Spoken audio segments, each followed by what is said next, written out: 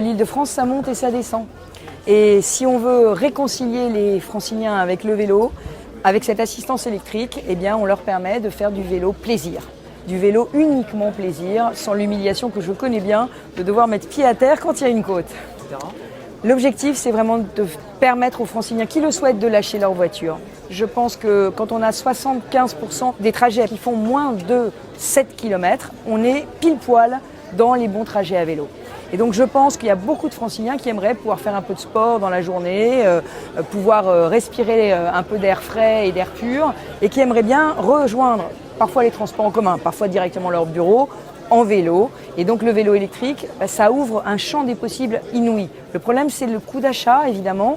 C'est donc pour ça qu'on met en place cette offre de location longue durée qui permet de découvrir le vélo électrique, voir si ça marche, voir si ça fonctionne, pour 20 € par mois avec le remboursement employeur.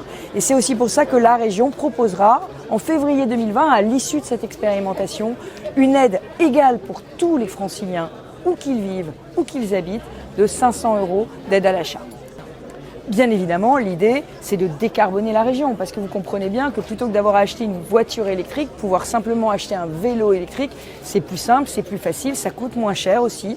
Et donc, je crois que chaque citoyen qui est concerné par la pollution qui nous touche, eh bien, aura envie, aura à cœur de participer aussi à l'effort en pédalant. En même temps que nous déployons l'offre de vélo, il faut déployer un écosystème vélo. C'est aussi pour ça que j'ai dit aux maires qui vont se lancer dans leurs projets municipaux, à l'échéance des municipales, de prévoir vraiment dans leur plan d'urbanisme des trajets vélos sécurisés et des parkings vélos.